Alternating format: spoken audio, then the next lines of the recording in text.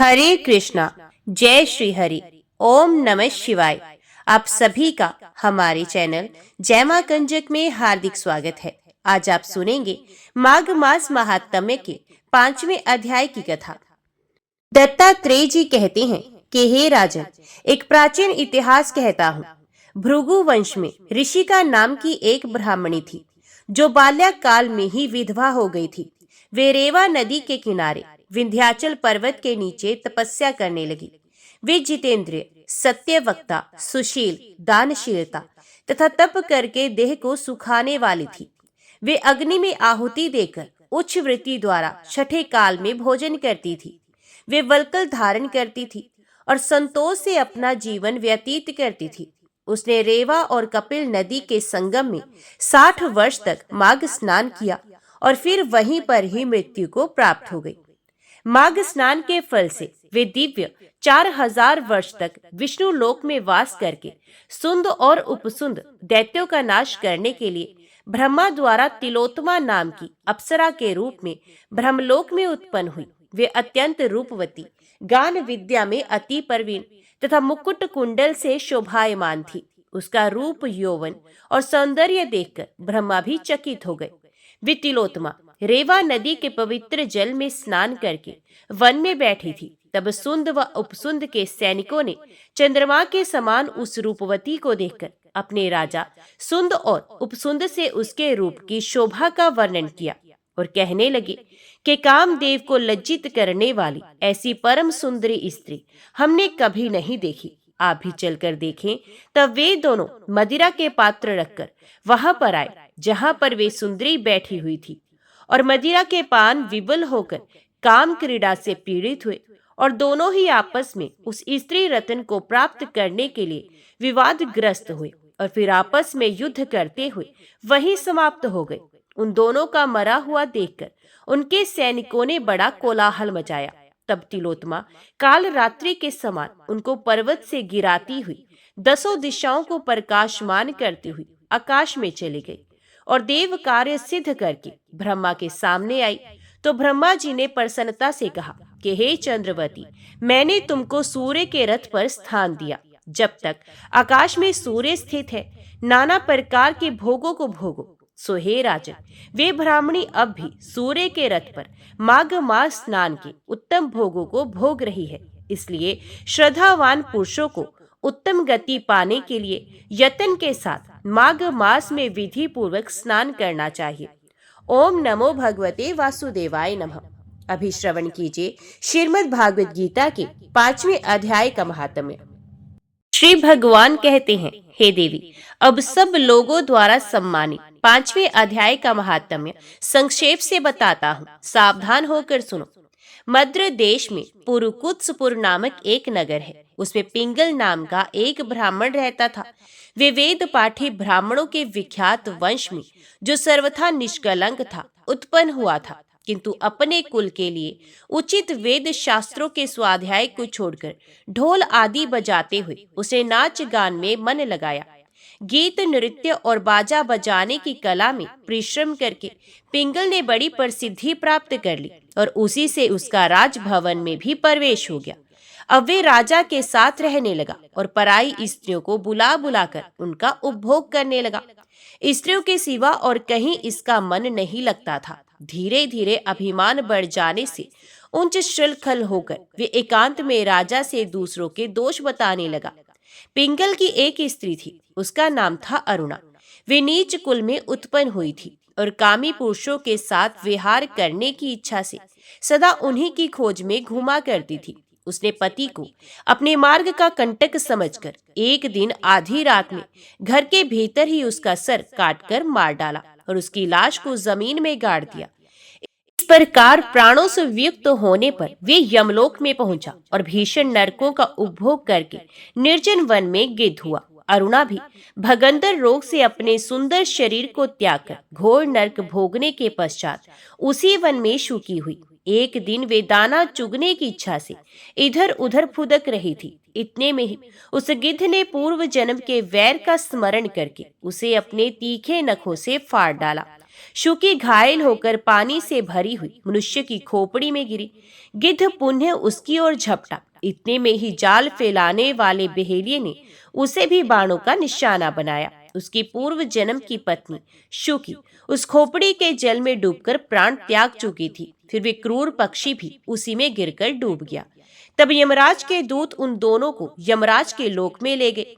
वहां अपने पूर्वकृत पाप कर्म को याद करके दोनों ही भयभीत हो रहे थे। तदंतर यमराज ने जब उनके घृणित कर्मों पर दृष्टिपात किया, तब उन्हें मालूम हुआ कि मृत्यु के समय अकस्मात खोपड़ी के जल में स्नान करने से इन दोनों का पाप नष्ट हो चुका है। तब उन्होंने उन दोनों को मनुवांशित लोक में जाने की आज्ञा दी। ये सुनकर अपने पाप को याद करते हुए वे दोनों बड़े विस्मय में पड़े और पास जाकर धर्मराज के चरणों में प्रणाम करके पूछने लगे, भगवान, हम दोनों ने पूर्व जन्म में अत्यंत घृणित पाप का संचय किया है, फिर हमें मनुवांशित लोकों में भेजने का क्या कारण है, बताइए। यमराज ने कहा, गंगा के किनारे वट नामक एक उत्तम ब्रह्मज्ञानी रहते थे। वे एकांत सेवी, ममता रहित, शांत, विरक्त और किसी से भी द्वेष ना रखने वाले थे। प्रतिदिन गीता के 5वें अध्याय का जप करना उनका सदा का नियम था।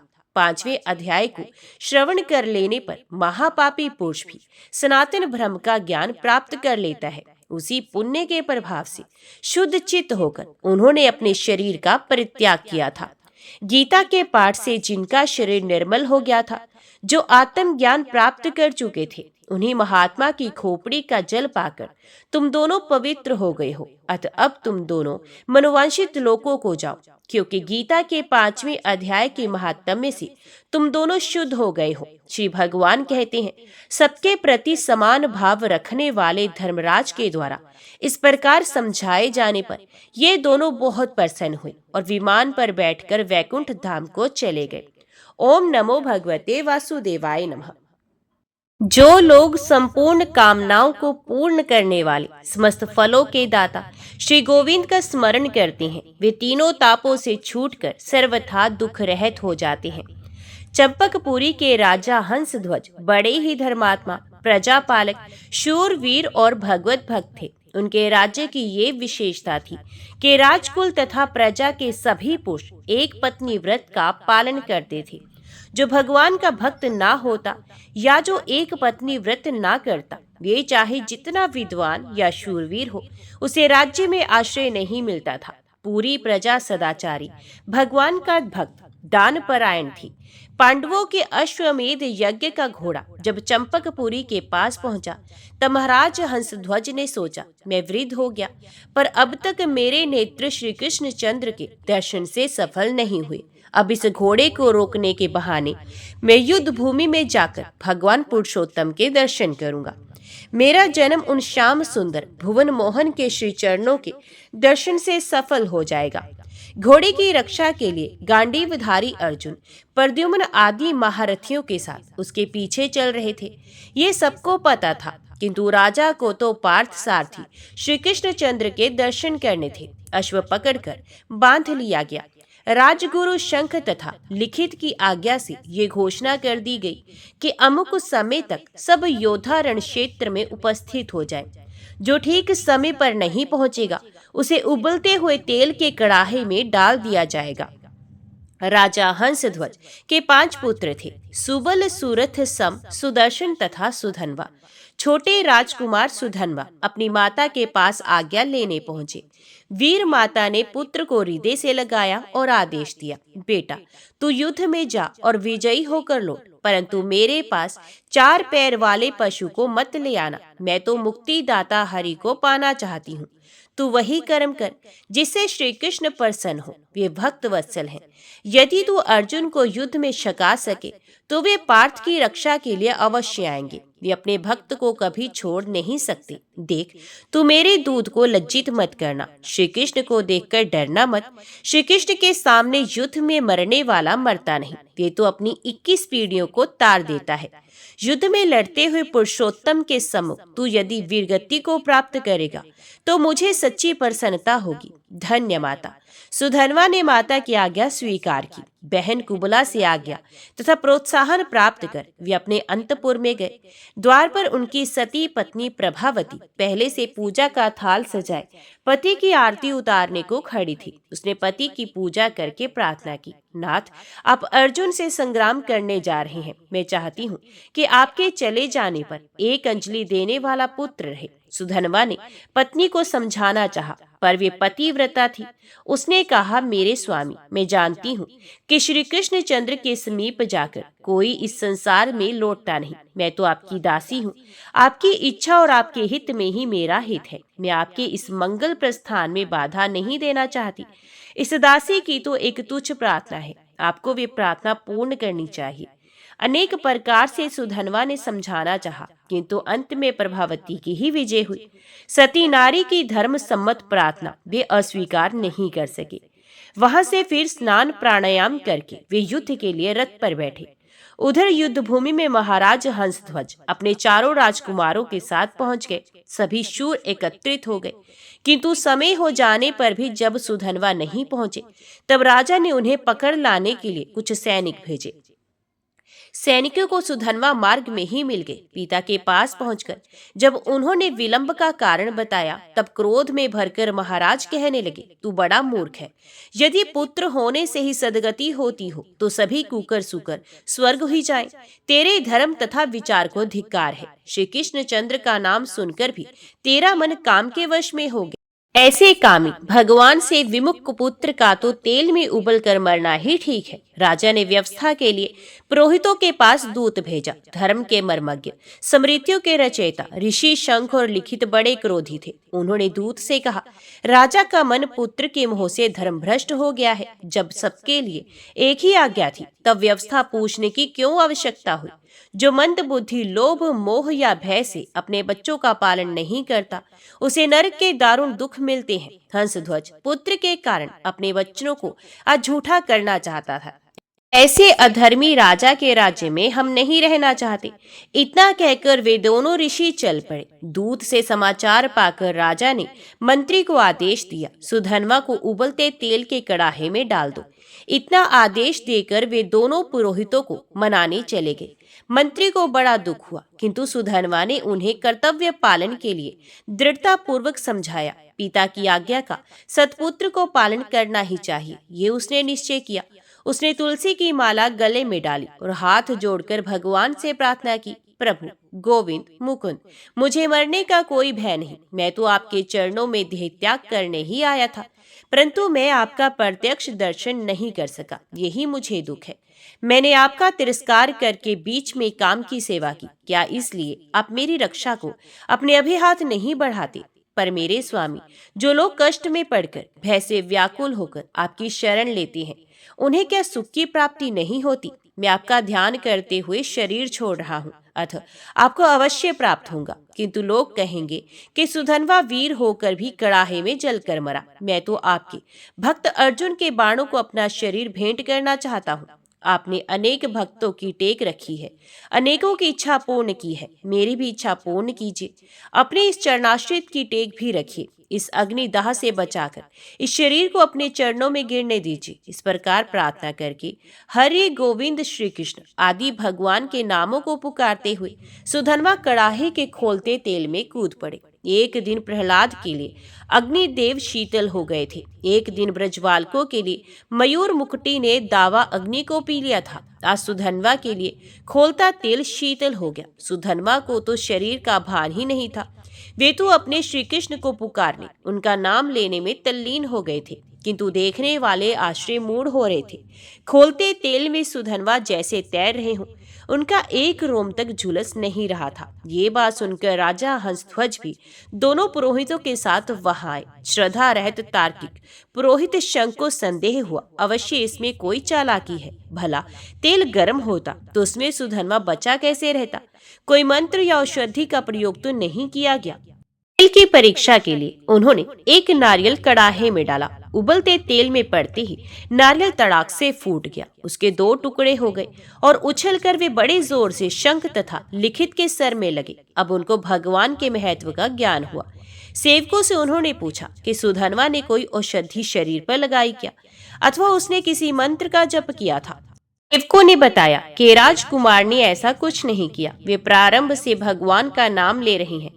अब शंख को अपने अपराध का पता लगा। उन्होंने कहा, मुझे धिक्कार है, मैंने भगवान के एक सच्चे भक्त पर संदेह किया। प्रायश्चित करके प्राण त्यागने का निश्चय कर शंख मुनि उस उबलते हुए तेल के कड़ाहे में कूद पड़े, किंतु सुधनवा के प्रभाव से उनके लिए भी तेल शीतल हो गया। मुनि ने सुधनवा को हृदय से लगा लिया। उन्होंने कहा, कुमार, तुम्हें धन्य हो, मैं तो ब्राह्मण होकर शास्त्र पढ़कर भी असाधु हूँ, मूर्ख हूँ मैं।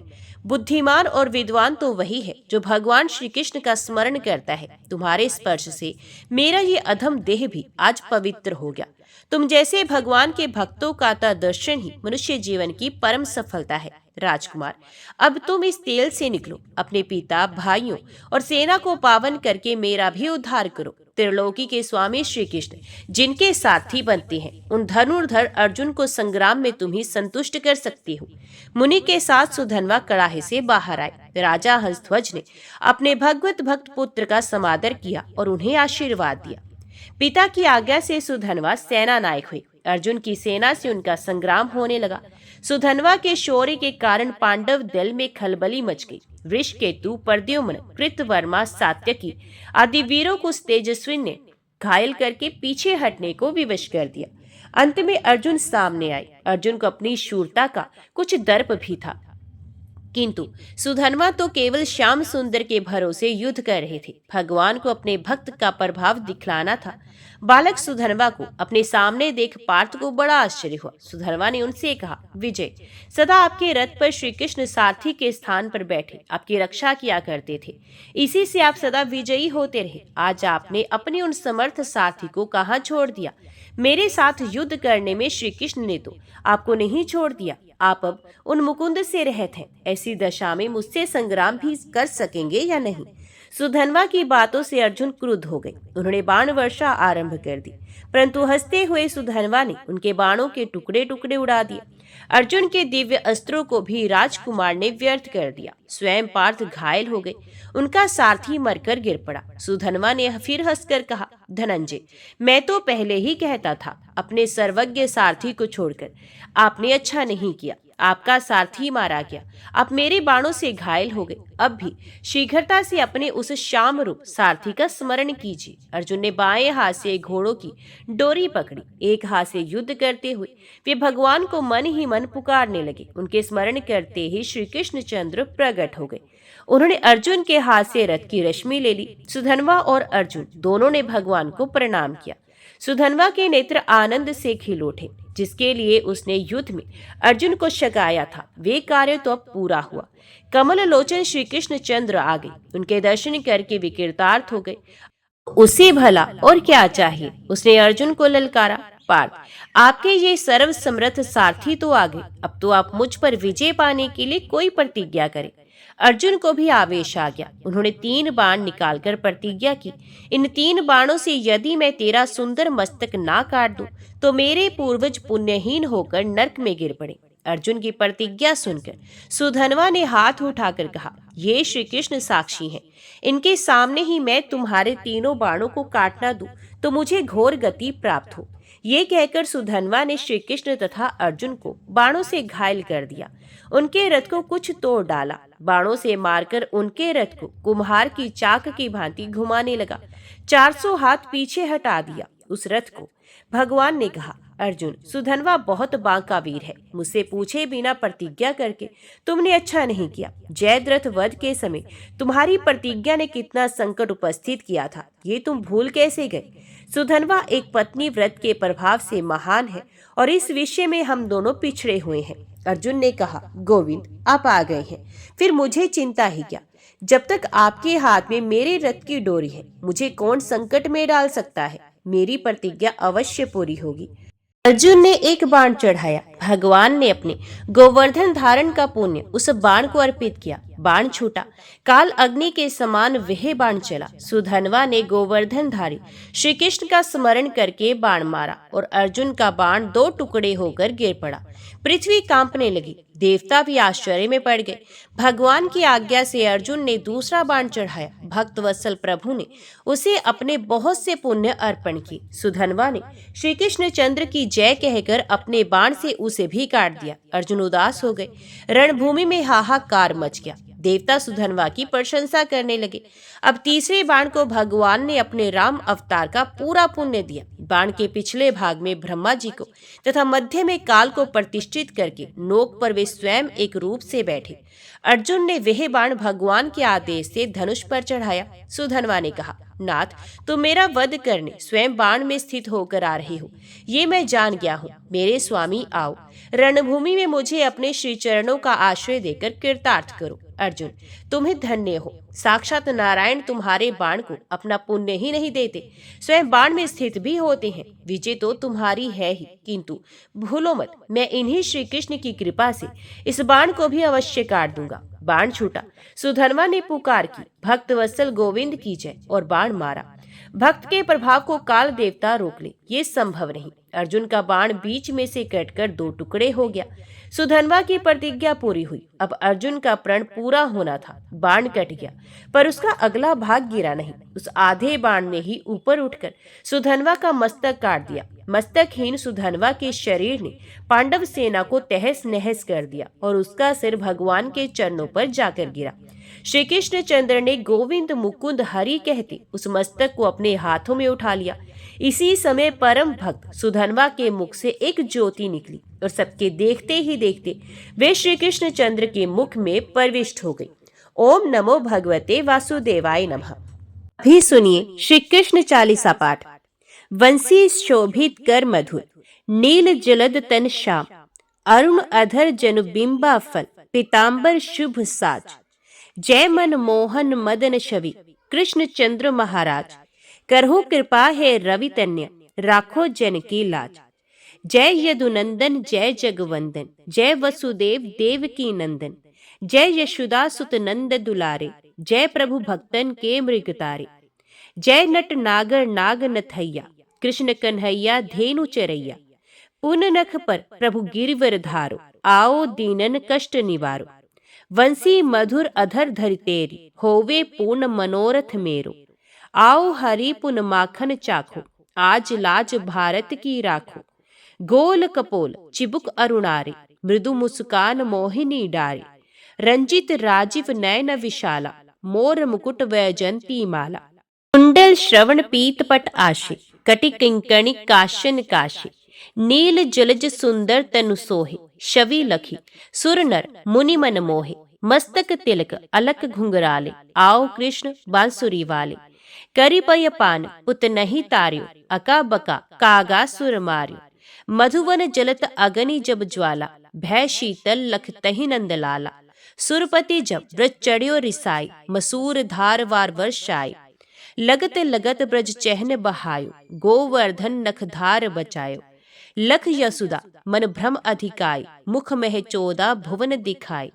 दुष्ट कंस अति अधम मचायो, कोट कमल जब फूल मंगायो।